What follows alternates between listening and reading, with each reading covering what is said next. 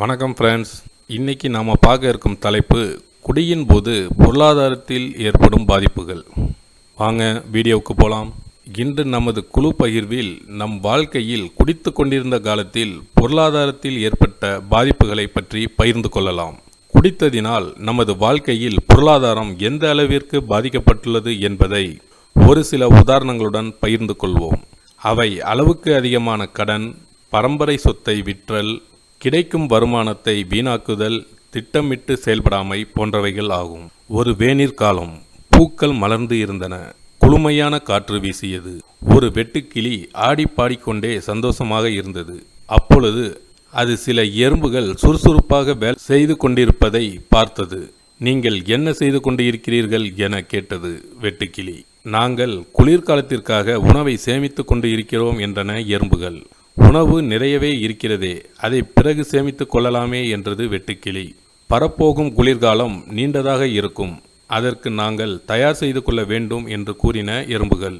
வெதுவெதுப்பான சூரிய ஒளியை அனுபவிக்காமல் ஏன் சேவை செய்து கொண்டிருக்கிறீர்கள் என்று கேட்டது வெட்டுக்கிளி. வெட்டுக்கிளியே, மழை ஆரம்பித்தால் உணவு கிடைக்காது, நீயும் எங்களுடன் சேர்ந்து உணவை சேகரித்துக்கொள் என்றன எறும்புகள்.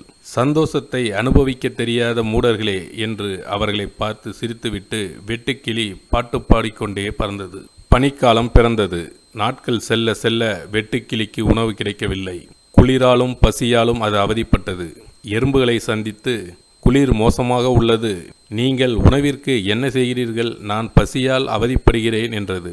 அதற்கு அந்த எறும்புகள், கவலை இல்லை, நீ ஆடிப்பாடி காலத்தை கழித்தபோது நாங்கள் கடினமாக உழைத்து உணவை சேமித்தோம், அதனால் இக்குளிர்காலம் முடியும் வரை எங்களுக்கு தேவையான உணவு இருக்கிறது என்று பதிலளித்தன எறும்புகள்.